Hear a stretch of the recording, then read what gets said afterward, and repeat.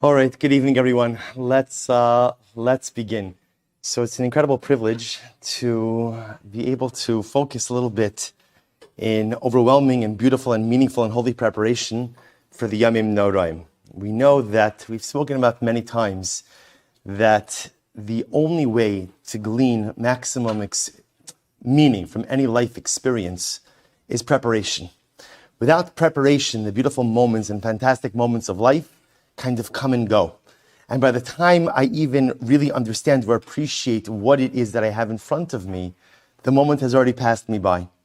But if we take the time to prepare, we take the time to contemplate, we take the time to understand, then hopefully as the beautiful moments of Yomim Noraim course through our neshamas, we will be able to take full advantage of the incredible days that are ahead of us. So I want to actually begin with something that I really, it's been bothering me for a very long time, but this year Baruch Hashem has given me the opportunity to really focus on it a little bit and hopefully try to cultivate an approach that'll pave a way towards a meaningful Rosh Hashana. Let's begin with number one on the sheet. So the Mishnah in Maseches Rosh Hashana says as follows, and it's a famous Mishnah. The Mishnah writes, Ba'arba prakim ha'olam nidon. The world is judged at 4 different times. There are 4 different intervals of judgment throughout the year. But Pesach ala tvua, Pesach we're judged for how much grain, how much wheat the world is going to go ahead and produce. Ba'atzeres on Shavuos, we are judged al pero sa'ilon, how much fruit the trees are going to produce. I'm going to skip a little bit. Ubechag nidonin al hamayim. Sukkis, we are judged for water. So on the most basic level, interestingly enough, all three of the regalim are judgment days. So Pesach, I'm judged for wheat. Shavuos, I'm judged for fruit of the tree. Sukkis, I'm judged for rainfall. And of course, then the Mishnah adds in over here, the Rosh Hashana. What happens on Rosh Hashana? Kol ba'ei olam ovrim lefanav kibnei maran. What happens on Rosh Hashana? Kol ba'ei olam. This is very important. Rosh Hashana is not just a Yom Tov for Klal Yisrael. Rosh Hashana is a day of dramatic importance for all mankind. And what happens on Rosh Hashana? Kol ba'ei olam, all of the inhabitants of the world, ovrim lefanav kibnei maron, come before Hashem like bnei maron. What does bnei maron mean? So again, this is actually a 3-way machlokes in the Gemara as to what exactly it means. Again, the classic interpretation is that it's a reference to sheep. And the imagery, the metaphor is that the same way that when the shepherd had a flock of sheep, there's a concept of meiser behema, that you have to tithe your animals. So how would the shepherd tithe his animals? He would go in, he would corral them. There'd be a small opening where only one sheep could get out at a time. 1, 2, 3, 4, 5, 6, 7, 8, 9. Sheep number 10. The shepherd would be standing there with a little red paintbrush. He put a little bit of red paint. That's the meiser animal. That's the tithing animal. The imagery that the Mishnah is trying to create is that whereas throughout the rest of the year, we as Jews find safety in numbers. That's how we operate, safety in numbers. Attach yourself to a kehillah, attach yourself to a tzibur. The whole concept of tefillah b'tzibur, of davening with a group. Why do we daven? Kadosh Baruch Hu could hear the tefillos, whether I daven with a group or daven by myself. Because there's a recognition that when I daven with a group, I have the ability to tap into the merits of the group. Because perhaps I need something in life, I don't possess the requisite merits for Hashem to grant that request. Embed myself with the group. So hopefully, if I don't have the requisite merits, I could glean the merits from the group. But Rosh Hashanah is different. What happens in Rosh Hashanah? There's no safety in numbers. I don't mean that it's unsafe. In other words, the whole dynamic of Rosh Hashanah is everyone comes before HaKadosh Baruch Hu as an individual. I'm not a member of a family. I'm not a member of a shul. I'm not a member of a community. I'm not even a member of Am Yisrael. On Rosh Hashanah, I come before Hashem, just me. Just me. Interestingly enough, what's missing from the Mishnah? If you notice, the Mishnah is missing a degree of symmetry. Right? Remember again, let's talk about this just a moment. The Mishnah gives me 4 new years. 4 new years. Pesach, Shavuos, Sukkos. So Pesach, what's the new year on Pesach? New year for what? Wheat. Now, by the way, if you look at the wording of the Mishnah says on 4 times a year the world is judged. On Pesach, about wheat. On Shavuos, about fruit. On Sukkos, about water. And what happens on Rosh Hashana? What happens at Rosh Hashanah? It doesn't say what happens on Rosh Hashanah. In other words, the Mishnah doesn't say we're judged. Right? In other words, Mishnaic symmetry would have said, on Pesach I'm judged for wheat, on Shavuos I'm judged for fruit, on Sukkot I'm judged for water, and on Rosh Hashanah I'm judged for... This is everyone's first Rosh Hashanah. Right? Rosh Hashanah I'm judged for life. For life. That would have been the Mishnaic symmetry. But interestingly enough, the Mishnah doesn't say that. All the Mishnah says is what happens on Rosh Hashanah, everyone comes before Hashem. So the truth is, when we read that Mishnah, we read it as everyone comes before Hashem one by one for what purpose? For what purpose? Judgment. But isn't it striking that the Mishnah doesn't say it?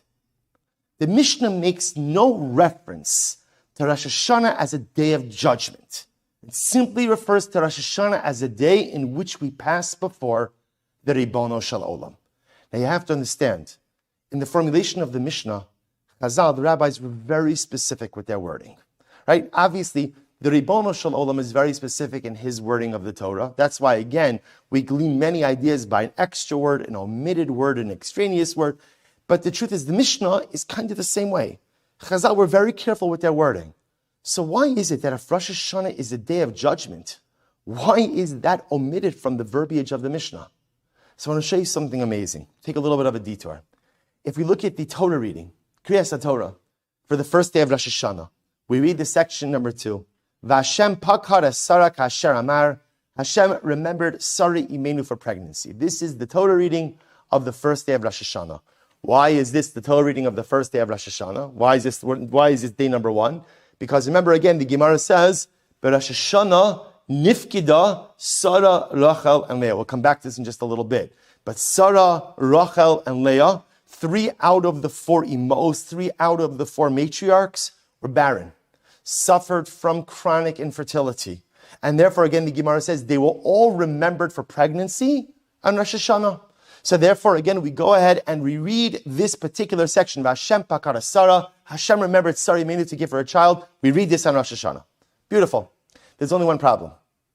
You'll follow through the Kriyas HaTorah on Rosh Hashanah, and you'll notice that there's a whole other section that's included. Take a look at number 3. After the Torah tells about the miraculous birth of Yitzchak, the celebrations surrounding Yitzchak's birth, the beautiful party thrown when Yitzchak was weaned, after all of that, the Torah launches into number 3. V'atomer li Avram, gareish es ha'ama hazos v'espina, ki lo yirash ben ha'ama hazos im b'ni im Yitzchak. So what happens? Next section. Sarah turns to Avram and says, Avram, you have to expel Yishmael from the home. You have to expel Yishmael from the home. What's Avram Avinu's reaction? What's his reaction? Vayera hadavar ma'od be'einei Avram ala dos beno. Avram was very upset. You have to understand, Avram Avinu was all about bringing people close to Hashem.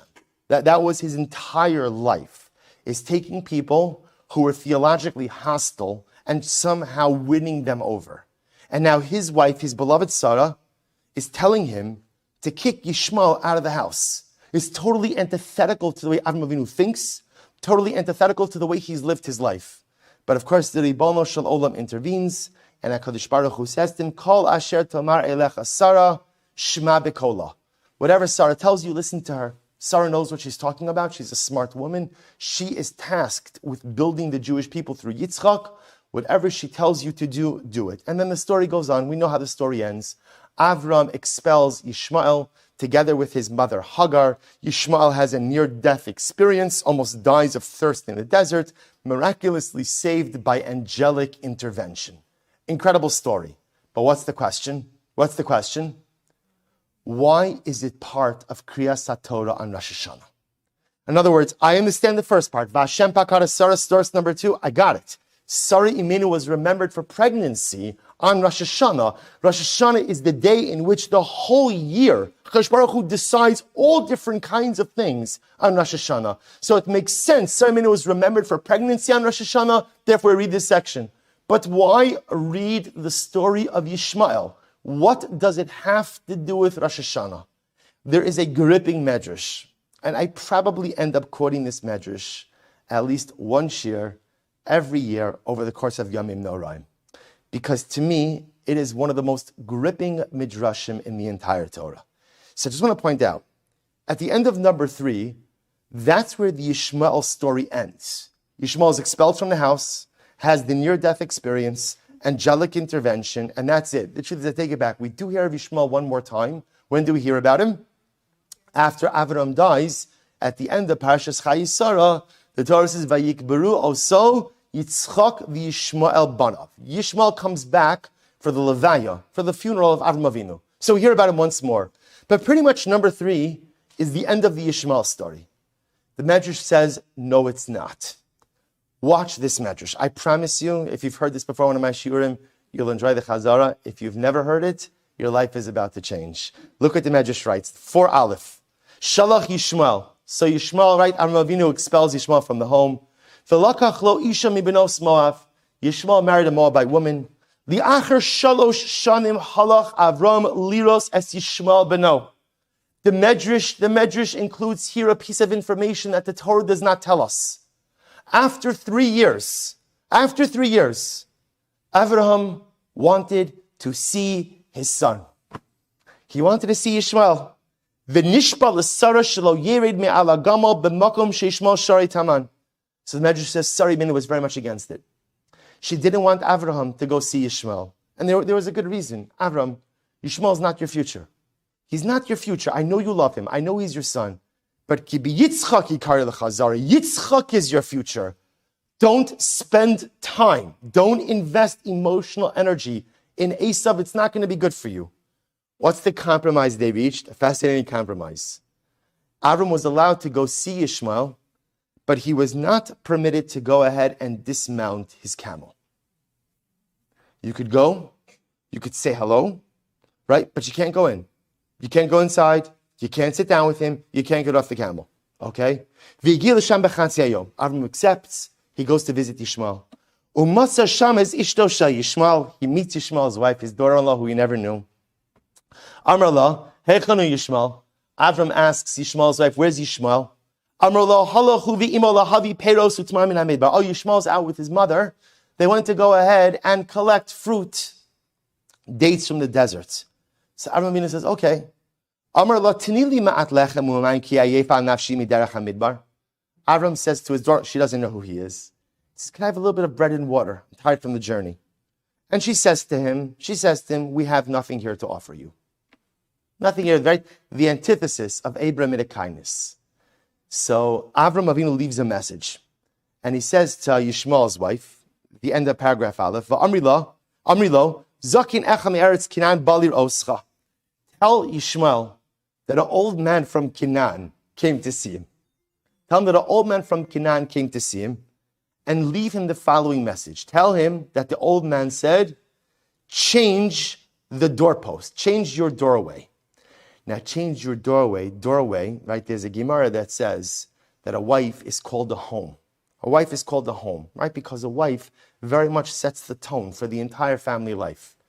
When Avram Avinu leaves a message for Yishmael, change the doorway, he essentially was telling to Yishmael, this is not the woman for you. A woman who doesn't possess at least basic human kindness, this is not the wife for you. Paragraph Aleph ends, Yishmael comes back. What happened? So Yishmael comes back. His wife tells him what happened. Ve'havin Yishmael. Yishmael realized what happened. He realized that the old man from Canaan was his father. And he understood what the message was. He married another woman whose name was Fatima.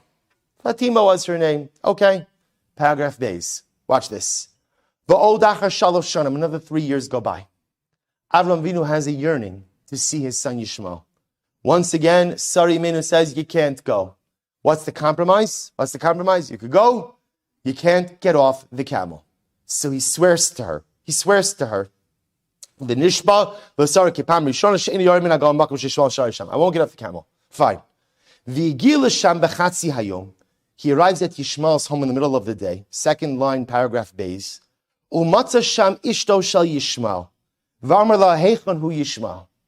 So ultimately, again, so he shows up. He finds there's another woman there. Where is Yishmael? Amralo. So the wife says, right? Yishmael's wife says, Oh, he went with his mother to go ahead and pasture the camels in the desert. Avram says to his daughter-in-law, can you give me a little bit of bread and water? I'm tired. So this wife gave Avram Avinu bread and water. Let's look how the story ends. Amad Avraham v'haya mispalel lifnei HaKadosh Baruch Hu al beno. See, Avram Avinu came, and all he wanted was to see his son. Twice in 6 years, he's come to see Yishmael. And twice in 6 years, he's missed Yishmael. He's missed Yishmael. He stands by the entranceway of Yishmael's tent, and he davens to the Ribono Shel Olam on behalf of his son. V'nismale beiso shel Yishmael mikol tov mimin habrachas. And Yishmael's home became filled with every type of blessing. Ukesheyishba Yishmael, when Yishmael came home, he gida lo es hadavar. So what happened? Yishmael comes home. His wife says, listen, I don't know what to tell you. Some old guy from Canaan came. He wouldn't get off his camel. He asked for you. I told him you were out. He davened by the entranceway of the tent. I gave him a little bit of bread and water. He davened by the entranceway of the tent. And now our whole home is filled with such blessing. And look how the Medrash ends. V'yada Yishmael. Yishmael no. Sha'ad achshav rachame aviv alav kirachim av habanim. And in that moment, Yishmael became abundantly aware of something amazing. My father loves me so much. My father loves me so much. I might not have been the son he dreamt of. I might not have actualized the way he had intended. I am not going to be the one who perpetuated his legacy. But my father loves me nevertheless. Kirachem av abanim. Because a father's love for a child is an unconditional love. A father's love for a child is not based on accomplishment. A father's love for a child is not based on following in footsteps. A father's love for a child is for the simple reason that you are my child. And in that moment, even though Yishmael missed his father 2 times in 6 years, he felt enveloped by the love of his father. This is why we read this section on Rosh Hashanah. We read the first part of Hashem Pakar Sarah, because Sarah Imenu was remembered for pregnancy on Rosh Hashanah. And we read the story of Yishmael. Why? To remind us that even if I'm a Yishmael, maybe I am that Yishmael. Maybe I am that son who has disappointed my father. Maybe I am. A lot of times in life I am.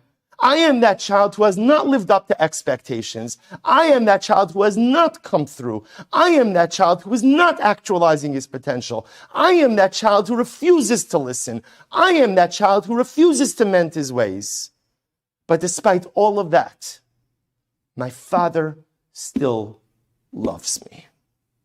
Despite all of my wrongs, despite all of my missteps, despite maybe that I've made myself into a Yishmael, kirachim av abon. If an Avram Avinu could love a Yishmael unconditionally, then just imagine how much the Ribono Shel Olam loves us. And I think this is the pshat in the Mishnah. It dawned on me this year for the first time. Rosh Hashanah is not really a day of judgment. Now hold on, before you think I'm an apikoris, right? What I mean is like this. The judgment is not an ends. The judgment is a means. What does HaKadosh Baruch Hu want with us more than anything? An audience. What does a parent want with a child more than anything? Just time with my child. Just time together. See, like in human relationships, the one good thing is when do you know you're going to go out and get time with your child? Every parent knows, when are you going to get time with your child? When they need something. Someone whispered it, right? When they need something. They need something. Suddenly they're over, right? They need something. You need this, you need that. Every parent knows when the child needs something. When they don't need something, maybe they'll call a little bit less, visit a little bit less. When they need something, HaKadosh Baruch Hu summons us to judgment. Do you know why? Because He wants to see us. He summons us to judgment because for years He's been showing up and we're not there. He summons us to judgment because, like Avram Avinu, He comes by our tent every single day and we never have time for Him. We're always out. We're always busy. We're always preoccupied. So how does the King of Kings get His children to come home? Judgment. Oh, judgment. Judgment. Life and death. Parnasa. Health. Shidduchim. Children. Now, God, now, Father, you have my attention. Now you have my attention. And that's why the Mishnah says that what happens on Rosh Hashanah? Kol ba'ei olam ovrim lefanav kibnei moro. You see, the essence of Rosh Hashanah is not the judgment. The essence of Rosh Hashanah is the communion with God. The essence of Rosh Hashanah is that the Ribono Shel Olam is always tired of missing me whenever He shows up. And I'm tired of missing Him because He came by and I was out. The essence of Rosh Hashanah is that I have 2 days, one day comes 2 days, 2 days to be in the presence of my Father. But how does my Father keep me in His presence? We superimpose the concept of din. Moshe makes it a day of judgment. Because it's a day of judgment, He knows that He has my attention. He knows that I'll be there. He knows that I'm not going to check out. He knows that I'm not going to be preoccupied. He knows that I'm not going to have other things on the agenda. The day of judgment is not an ends. It's a means to bring us before Him. And that's why the Mishnah makes no mention of Yom Hadin by Rosh Hashanah. How does the Mishnah describe Rosh Hashanah? This is the day, Kol Ba'ei Olam Ovrim Lefanav Kibnei Maro. And herein lies the beauty of Rosh Hashanah. It's spending 2 days with your Father. It's just spending 2 days with the Ribono Shel Olam. If you think about it, what do we have to do on Rosh Hashanah? What do you have to do? Right? What's the avodah of Rosh Hashanah? What do you have to do? So, it's right. The reflex reaction is tshuva. Is Rosh Hashanah a day of tshuva? No. Remember again, think about it for just a moment. On Rosh Hashanah, what do you have? Malchios, Zichronos, Shofaros. Those are the primary parts of Tefillah. There's no slichos on Rosh Hashanah. There's no Hashamnu, Bagadnu, Gazan. There's no vidu, there's no confession on Rosh Hashanah. There's none of that. So where's the tshuva? Where's the tshuva? The most maybe you have, interesting enough, is like Tashlich. Tashlich. And even Tashlich is not a halacha necessarily. Tashlich is more of a minhag. You can only have to say Tashlich on Rosh Hashanah. You can say Shmini Atzeres. Hoshana Rabbah, if you're a chassid up until Chanukah. Right? So again, there's time. There's time. So Rosh Hashanah is not really even a day of tshuva. The entire essence of Rosh Hashanah is just to be in the presence of HaKadosh Baruch Hu. Can you imagine how HaKadosh Baruch Hu feels? It's interesting because we think, HaKadosh Baruch Hu is HaKadosh Baruch Hu. The Ribono Shel Olam doesn't have feelings. Now the truth is, the Ribono Shel Olam doesn't have feelings. That's true. But if we become a bit anthropomorphic for just a moment, we attribute human qualities to HaKadosh Baruch Hu all of the time. And it helps us. The Ribono Shel Olam doesn't have feelings like you and I have feelings. But there must be something when Hashem shows up at the threshold of my life wanting to spend time with me, and I'm out. I'm always out. And I'm always busy. And I'm just never available. Avram Avinu knew what that felt. But yet Avram Avinu was still able to make his son feel loved, even though they were unable to have their paths cross. HaKadosh Baruch Hu says, just come and spend some time with me. I'm going to make you spend time with me, because I'm going to call it a day of judgment. But just come and spend time with me. And herein lies the beautiful essence of Rosh Hashanah. I always laugh a little bit, and obviously I'm probably a little bit biased, and people speak about the length of shul. The length of shul. Shul's too long, shul's too short. I always have like a very simple answer, like, where are you going? Right? Where else do you have to be? What else do you have to do? You get hungry? Okay, shefala, tatala, mamla. You could bring a little snack, right? Where are you going? What else do you have to do today except to spend time with your father? And most of us know, I'm not going to end up spending the same quality time with my father sitting on the couch in the living room than I do here in my mikdash ma'at, in my miniature Beis HaMikdash. Where am I going? The beauty of Rosh Hashanah is there's nowhere else to go. There's nowhere else to be. If you think about it, right? What are the mitzvos of Rosh Hashanah? What's the mitzvah of Rosh Hashanah? Shofar. For 99.999% of the population, shofar is a passive mitzvah. What do I do? Nothing. I just sit and I keep my ears and my soul open. That's it. Only the Baal Tokea, he's huffing, he's puffing, he's bang. Okay, the rest of us just have to sit there and listen. Because the entire essence of this sacred day is just come and bask in the presence of your Father. You've been missing each other the whole year. He's coming, you're going, I'm going, he's coming. Great, 2 days. 2 days. We're just going to be together. Which then creates the fundamental question. So what should we do with this time together? How should we spend it? So if we have 2 days together with our Father, where there is nothing else to do but spend time, that's great, that's beautiful, but how do I maximize the experience? So I'd like to suggest 3 different things that we could do, 3 different avodos for us to focus on during our quality time with the Ribono Shel Olam. Take a look at number 5. I quoted this Gemara outside before. The Gemara says, Rosh Hashanah nifkida Sarah Rachel v'Chana. On Rosh Hashanah, remember again the imos, with the exception of Leah, right? Leah was the only one who did not struggle with sustained infertility. It seems like maybe she had a little bit in the beginning, right? But again, she was the only one, Baruch Hashem, was incredibly fertile. Baruch Hashem, many children. So in Rosh Hashanah, Sarah, Rachel, and Chana are remembered for children. What's the common denominator between Sarah, Rachel, and Chana? They were all courageous women who had incredible life vision. If you asked Sarah Imenu, what do you want to do with your life? What do I want to do with my life? I want to build a Jewish nation.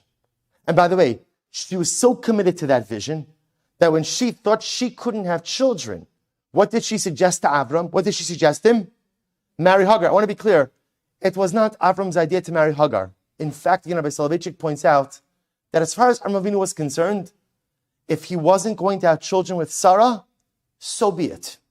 Avram Avinu had absolutely no intention of taking another wife. It was Sarah who told him, you need to marry Hagar. Why? Because Sarah Imenu was committed to a vision. Rachel Imenu was the same way. Right? Rachel Imenu understands that Yaakov Avinu again is part of the chain. And in fact, he's the last and strongest link in the chain. Avram Avinu was called the Bechir Sheva Avos, the best of the forefathers. And Rachel Imenu understood that it was her sacred task to take a nation of individuals and build it into a nation of class. And whatever had to be done, whether it was giving her husband ultimately to her sister, or whatever else, Rachel Imenu, the incredible Mesiras Nefesh. Chana, we read the story of Chana on the first day of the Haftarah, the beginning of Shmuel Aleph. What does Chana want more than anything? A child. And why does Chana want a child? You see, people want children for different reasons. Rav Shlomo Hirsch says that the reason why people often just naturally want children is because what man wants more than anything is immortality. Right? Immortality, not going to happen. Having a child is the closest thing to immortality. Because what does that mean? Even after I die, there's a piece of me that continues. When you look at having children through that lens, it's very what? It's very selfish. It's about me. Why did Chana want a child? You could tell why Chana wanted a child. Because she wanted to bring another generation of Ovdei Hashem. Chana didn't raise her child. Chana has Shmuel, and then as soon as he is weaned, as soon as he's no longer nursing, he is dropped off at the Mishkan. And he is raised in the charge of Eli HaKohen. And Chana sees him, a couple of times a year when she comes up with her family to the Mishkan. Hannah didn't want a child because she was looking for immortality. Hannah wanted a child because she was a woman of vision. So when the Gemara tells us that Sarah, Rachel, Hannah are remembered on Rosh Hashana, it's not just the pshat that on Rosh Hashana it is determined who's going to have children, but it tells us ultimately that Rosh Hashana is a day, ultimately, to imagine the life I want for myself. Rosh Hashana is a day of vision. I would ask you the following question. If you were to close your eyes, can you imagine your ideal life? Now, if you say yes, and I see it now, I'm sitting on a beach chair, and there's a drink with an umbrella in it, that's called a vacation. That's not called a vision for life, right? Right? I mean, if you close your eyes, can you see a vision for your life?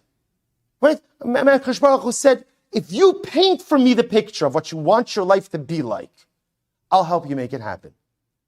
Could we actually paint that picture? Could I paint a picture of the kind of person I actually would like to be?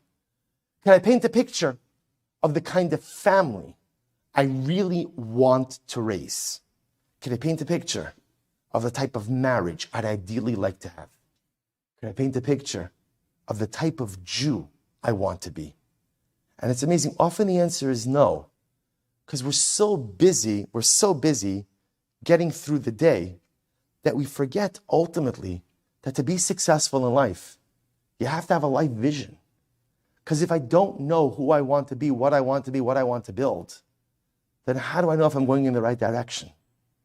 Rosh Hashanah is a day. There's a reason why davening is. I have a little secret for you. Chazal did not expect you to say all of davening. They didn't expect it. That's why not all of davening is obligatory.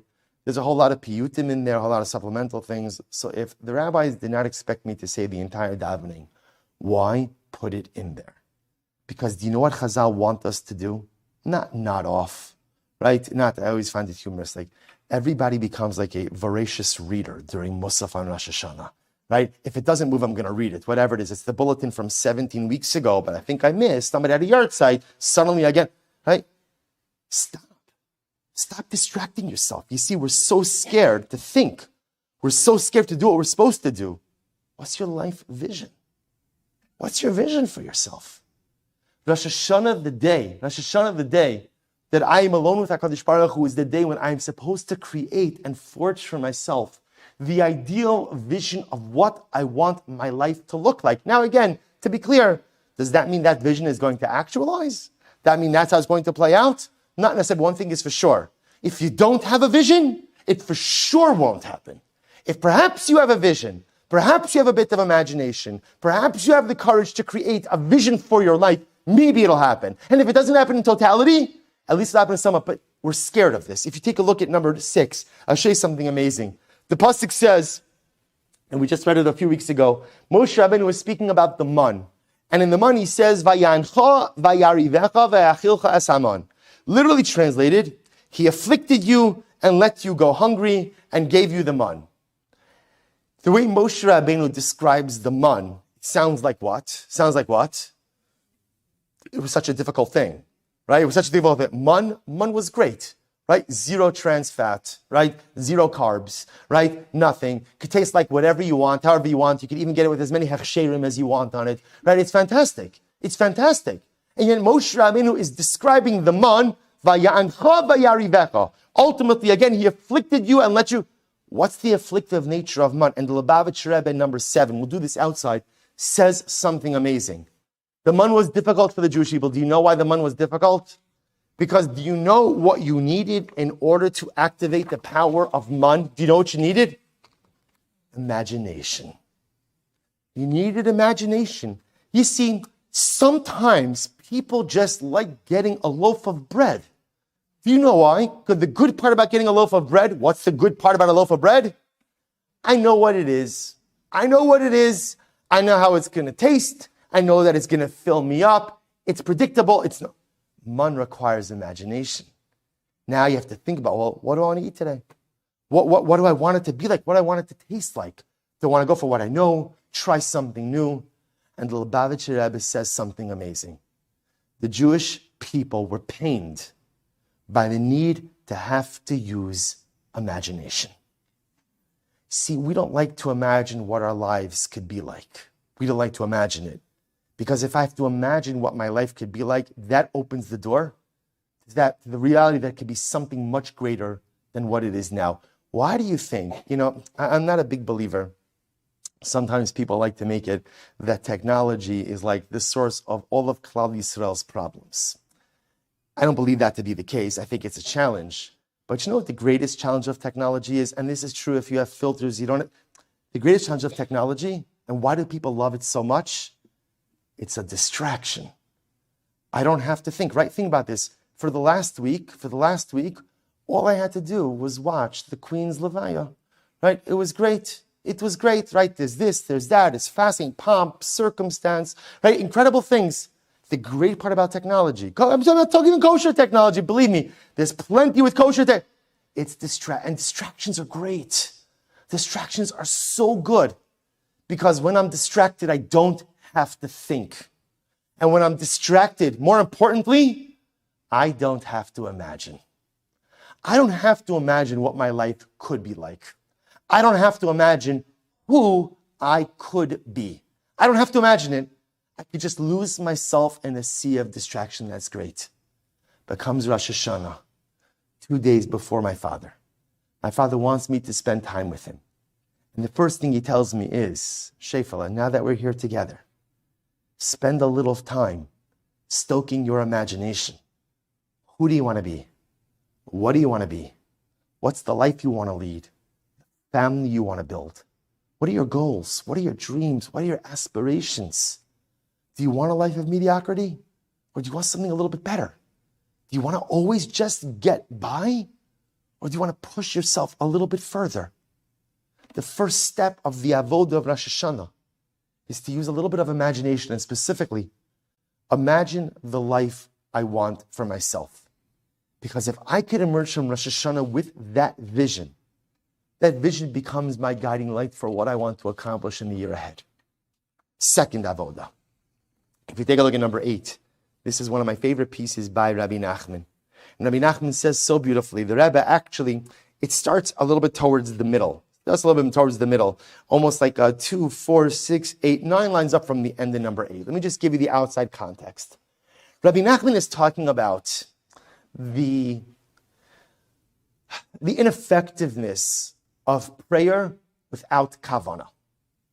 The Rebbe speaks out the idea, if a person davens without kavanah, davens without concentration, without kavanah, that tefillah does not ascend. It doesn't go anywhere. It kind of just stays here with me. So the Rebbe says, well, based on that, what would you say? That if you don't have kavanah, what should you do? Or what shouldn't you do?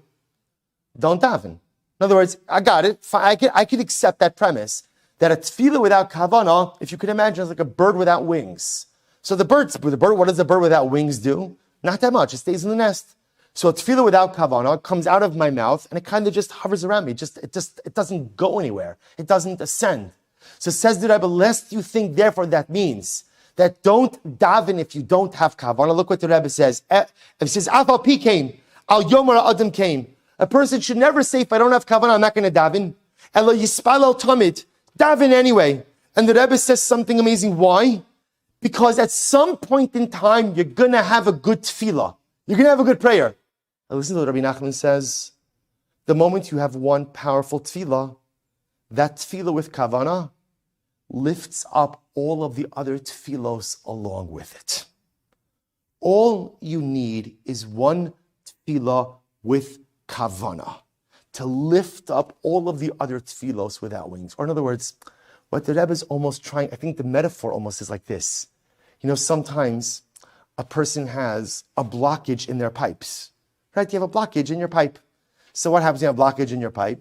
Right? Stuff is going down the drain and it keeps backing up. So nothing's going anywhere. But the moment you remove the blockage, what happens? Everything flows. Everything moves. The Rebbe says sometimes it happens in spirituality as well. I'm doing things, but there's no heart. There's no hearts. There's no heart in it. there's no Warmkeit, there's no warmth, there's no fire, there's no passion, there's no excitement, there's no kavanah.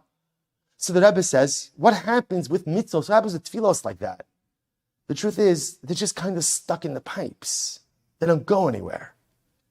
But all you need is one tefillah with kavanah. All you need is one mitzvah with kavanah, something with wings that removes the blockage and takes everything with it. Look what the Baal Shem Tov writes in number 9. He says, "Ayidei machshavas zaros nifsa hatfila umashlichin bimkom psuli hamukdashin." So the Rebbe points out there the same idea. Or Rabbi Nachman is quoting this Baal Shem Tov. Sometimes when I just don't have kavanah, my tefillos just don't go anywhere. They don't go anywhere. But look what Baal Shem Tov writes. V'im mispala b'Rosh Hashana b'kavanah. But if a person davens on Rosh Hashana with kavanah, ma'ala kol hatfilos shall kol Hashana. If you daven on Rosh Hashana with kavanah, the tefillos of Rosh Hashana take with them all of the tefillos throughout the year. All of those tefillos that I daven without proper concentration or kavanah, that have just been hovering in this world, all it takes is one tefillah with kavanah on Rosh Hashana to bring them up. And the Baal Shem Tov says, Shachris l'shachris, mincha l'mincha. Daven shachris with kavanah on Rosh Hashana, and you will uplift all of those shachrises that you daven throughout the year, just moving your lips with absolutely no kavanah, no heart. Daven one mincha with kavanah on Rosh Hashana, and you will take everything. So the truth is, it happens to be a beautiful idea just by itself. Just by itself. How Rosh Hashanah has the ability and the power to redeem an entire year's worth of tefillos. Because there's none of us who always davens with kavanah. There's no one of us who is always davening with the right concentration. And again, that's just the nature of tefillah. It's hard day in and day out, right? Unless a person is in crisis mode, we often don't daven with kavanah. Great, just get it right on Rosh Hashanah. And if I get it right on Rosh Hashanah, it takes everything with it, but on a deeper level. What the Bashar and Rabbi Nachman are teaching us is, you know what Rosh Hashanah is about? The avodah of Rosh Hashanah is identify your blockage. Identify your blockage. Because all of us have a blockage.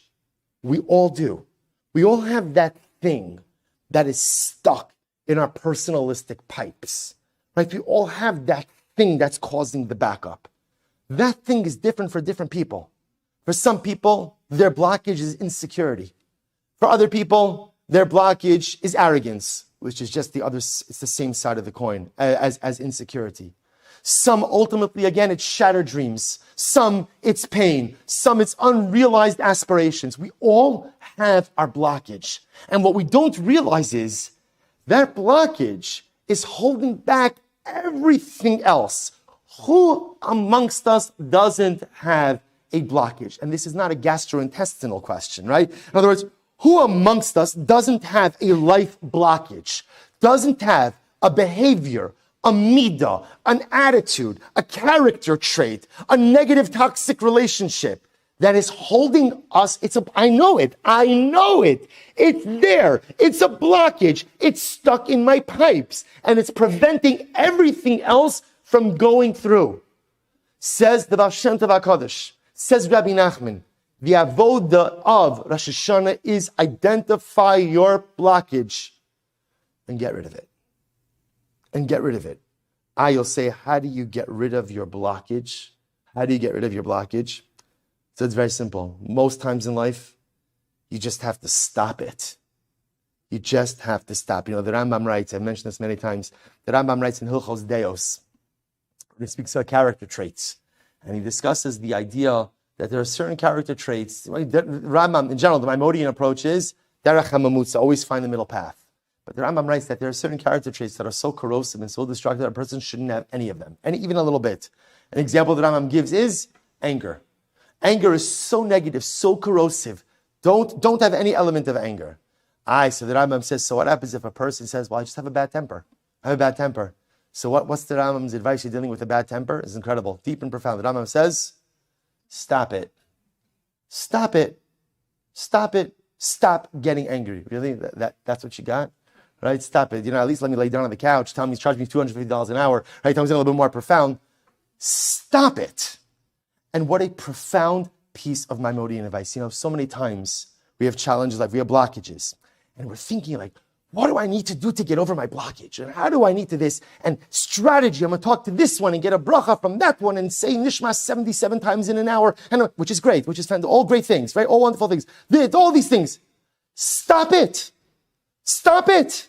Sometimes I just have to stop it. You're angry at someone? Stop being angry. You're angry at yourself? Stop being angry. You have bad traits? Stop behaving that way. You do something negative? Stop it. Stop it. Stop it. Stop it.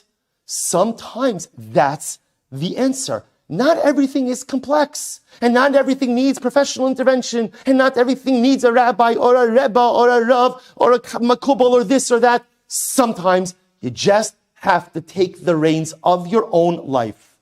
Be a big girl, a big boy, and stop it. The difference is, too often we don't want to stop it. Because for whatever the reason, we get used to the blockage. We just get used to the blockage. Now, by the way, imagine for a moment, you have a blockage in the pipe underneath your kitchen sink. The plumber comes and the plumber says, there's a blockage, we have to get rid of it. And you say, the truth is, the blockage has been there for a week. We've kind of bonded a little bit. This blockage now, it's like part of the family. It's been in the sink for a week, right? I'm used to cleaning up the schmutz when it bubbles back up. Maybe I think it's all right. Maybe just leave it. So what? It sounds crazy when you describe the kitchen sink. Yet we do this with our own lives all of the time. I know what the blockage is. I have the blockage. Often I've had the same blockage for years. But for whatever reason, I'm just unwilling to let it go. So I just keep pouring stuff down the sink, right? And then I'm surprised when stuff bubbles up. When I can't move my life forward, when nothing goes through the pipes, no advancement, I'm stuck in place, I can't move my life forward, and I'm shocked. Why am I shocked? Nothing gets through the pipes when there's a blockage. Says the Baal Shem Tov HaKadosh and Rabbi Nachman, the avodah of Rosh Hashana is identify your blockage in two simple words. Stop it. You have the power to, 9.9 out of 10 times, we have the power to remove our own blockages. We just have to make a decision to do so. It's true in tefillah. One tefillah with kavanah uplifts everything else, and one decision to finally rid myself of my life blockages opens up the pipes, and there's no telling what I could accomplish. The last avodah, with this I'll conclude. The pasuk says, also in Dvarim, "Ve'etos b'shnei haluchos va'ashlichem me'al shtei yadai va'ashabreim le'enechem." This is Moshe Rabbeinu speaking to Klal Yisrael, ultimately again about the breaking of the luchos. Moshe Rabbeinu was describing when he came down from Har Sinai, he was holding the luchos in his hands, and again he saw that they built the golden calf, and he smashed the tablets. So the Lubavitcher Rebbe notes something very interesting. The Rebbe says, if you look at the passage just a moment in number 10, Ve'etpos b'shnei haluchos, I grabbed onto the two tablets, va'ashlichei me'al shtei yadai, and I threw them down, va'ashabreim le'enechem, and I broke them. The Rebbe points out there's an extra word in that passage. What's your extra word? Va'etpos. What do you mean I grasped the two tablets? Moshe Rabbeinu was already holding them. In other words, what it sounds like almost is that Moshe Rabbeinu is coming down the mountain, right? The tablets are on the ground. He sees the egel. He lifts them up. He throws them down. He was already holding them. He was coming down with them in his hands. So why does the pasuk have to say, I grabbed the tablets and threw them down? It's a good kasha. It's a good question. And the Lubavitcher Rebbe says something absolutely amazing. He says, Moshe Rabbeinu had no right to break the Ribono Shel Olam's tablets. No one has the right to break God's tablets. So what did Moshe Rabbeinu do? The etpos is the moment that Moshe Rabbeinu took the tablets as his own. I grabbed onto them and I made them mine. And once I made them mine, then I had the right to break them. And says the Lubavitcher Rebbe, you learn from here a very important lesson. You can only break something that is yours. You can only break something that is yours. And this lesson is profound on a variety of levels. First of all, it's important in life to know, no one else can break me. Other people could hurt me. Other people could visit pain upon me. Other people could injure me and wound me, but no one else has the ability to break me. Because like the Rebbe says, like Moshe Rabbeinu teaches us, you could only break something that you own. Other people could hurt me terribly, but no one else has the ability to break me. There's only one person who could break me, and that's who? That's me. I can break me. I can break me, and often in life, this is what happens. You know, when we mess up in life, which we all do, and take wrong turns in life, which we all do, and make bad mistakes in life, which we all do, the reflexive reaction, human nature, is to assign blame to someone else. But the truth is, Moshe Rabbeinu teaches us, no one else could break me but me. So if I'm broken, that is because I have chosen either to break myself or to allow myself to be broken. But here's the good news. What's the good news? If I can break myself, then I can make myself whole. Like Rabbi Nachman says, if you believe that you can destroy, you have to equally believe that you can build. You see often the difficulty of Elul, and again, I have a number of these conversations with people, with adults, over the course of Elul and over the course of Yomim Noraim, of people who just, they can't stand this time of year. They can't stand it. Now, often it's because sometimes, like, when a person's brought up with a sense of dread and awe, not everybody responds to that well. But sometimes I'll call it lack of excitement, or even more than that, a resentment of this time of year is rooted in something much deeper. That I'm really broken. I'm really broken. And the truth is, it's painful for me to confront my broken kite. It's painful for me to confront the fact that I'm not a whole person. During the rest of the year, again, I could hide. My mother did this, my father did this, my spouse did this, my kids did this. Right? It's good. I could run and I could hide and I could busy and distract myself and blame anyone and everyone. And then comes Elul, comes the sound of the shofar, the sound of clarity, the sound of Uri Yishenu Mishinaschem, the sound of waking up, the sound of where all the illusions of life go away, and I realize I'm broken. But I broke me. I broke me. To which Rosh Hashana comes along and reminds us that might be true. Maybe you did break yourself, but if you broke yourself, you could also fix yourself. Part of our avoda during Rosh Hashana, in our time alone with our Father, is to think about, how are we broken? I won't even say if we're broken, because there is no one who is not broken in some way. So not if I'm broken, it's how and where I'm broken. Let me identify the broken areas of my spiritual persona. And then let me figure out how I can fix them. Unless you see that I can't fix this, it's too broken. If you're broken, it's kind of what we tell our kids, right? What do we tell our kids when they make a mess? Or at least, what do they used to tell their kids? People used to tell their kids when they make a mess. Right? Now they say, don't worry, the cleaning lady's coming tomorrow. Right? So, right, what did parents used to say to their children when they made a mess? They made a mess? Clean it up. That's Chinuch 101.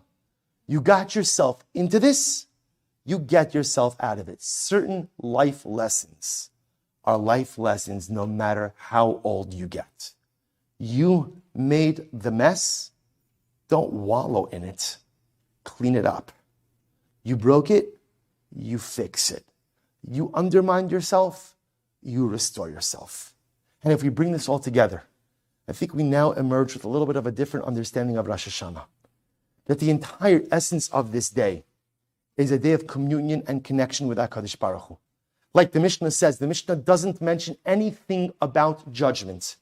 The Mishnah just simply says, Kol ba'e olam ovrim the fun of kibnei maron.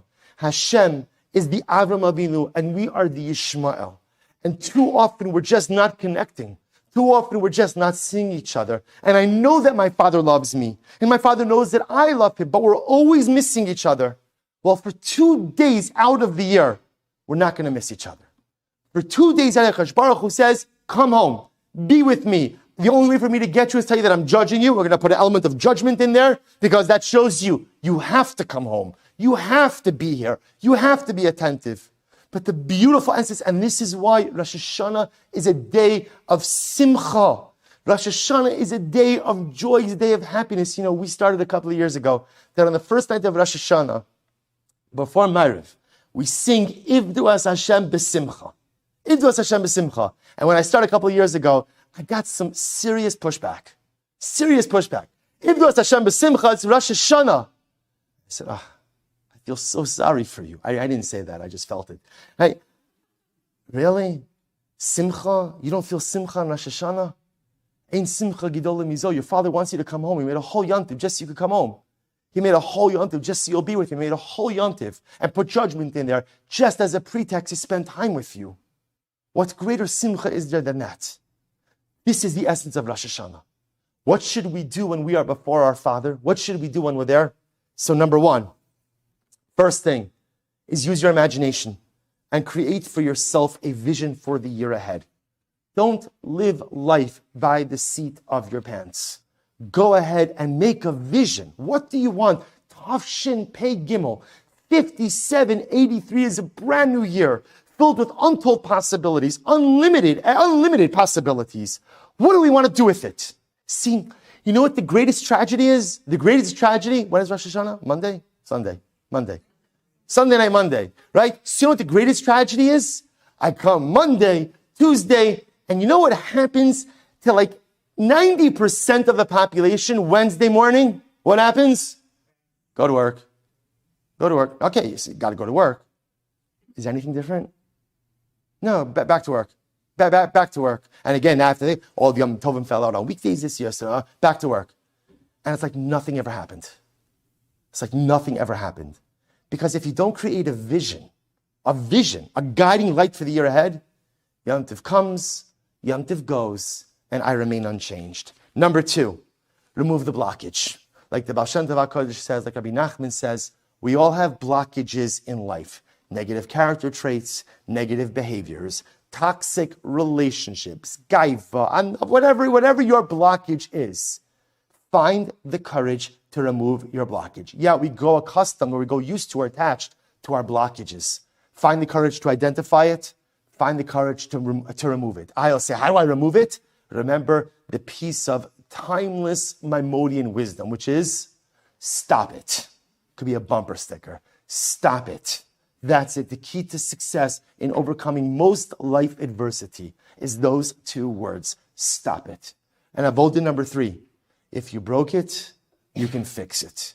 You can only you can only break something that's yours. This is important in our relationships. Sometimes people we love or people we don't love hurt us very badly. And we feel broken. No one could break you. No one outside of you can break you. Only you can break you. And if I have broken myself, the same way that I have the ability to break myself, I have the ability to make myself whole. Rosh Hashanah is the day to identify where and how I'm broken, and ultimately devise a plan to make myself whole once again. So we should be Zochem Yirtzeh Hashem. We have a few more days. And by the way, I want to point out one last thing. You don't have to wait till Rosh Hashanah to start. You don't have to put this away until Monday morning. Right? In other words, we don't have to wait until Rosh Hashanah to begin doing these things. I could begin thinking about a life plan. I could begin removing the blockages. I could begin fixing that which is brought. I could begin now. I could start now. And on Rosh Hashanah, I could rejoice in the accomplishments I've had over the last few days and I make a plan going forward. But this is our beautiful opportunity we have on Rosh Hashanah. A beautiful day where our Father is so tired of missing us. So tired of just like ships, what is the ships passing in the night, right? We just never connect. So tired of it. And so he summons us, not out of anger, not out of not out of displeasure, but out of profound love. May we privilege the Yirtzeh Hashem to maximize these days, to allow our Father to have nachas by just seeing us, to fall back in love with the Ribono Shel Olam, because that's the goal. The goal is to write our own personal love story with the Ribono Shel Olam. That's Shir HaShirim. It's a love story between the Jew and between HaKadosh Baruch Hu. I'm in love with my Father and He's in love with me. Just sometimes, even two people, when they love each other, when they're too far apart for too long, the love wanes. It's still there. But it just needs a spark to ignite it. Rosh Hashanah is that spark. May we Zochem Yirtzeh Hashem to fan that spark into a raging flame, to do the beautiful avodas that we have the opportunity to do on Rosh Hashana, to rekindle our relationship, to do all of these necessary steps. And Emir Hashem and Natzchos, may the coming year, first of all, may we all be zocha to Aksir v'chasima tova. May the coming year bring us bracha and mazal and shalom and simcha. We all need our own individual brachas. May HaKadosh Baruch Hu, He always hears all of our tefillos. But halavai, this should be the year, it's always the year, where He gives us each and everything that we need. And maybe HaKadosh Baruch Hu give us a little extra. Maybe even stuff that we don't need, but we want. Because every parent sees things that their kid wants. Parent knows, you do not need that. But if it's going to make you happy, then why not? HaKadosh Baruch Hu, be our Father. There are things I don't need, but put a smile on my face. You always do. Continue to do so. And most of all, we should be zocha, that in the schus of maximizing our time with the Ribbon Shalom, that this will be the year with a long-awaited bracha. The bracha for which we have longed and waited for over 2,000 years. The bracha of Geula, the bracha of the Beis HaMikdash, the bracha of Mashiach, should Emir Hashem actualize this year. B'mhei Rabbi Yameinu. Amen.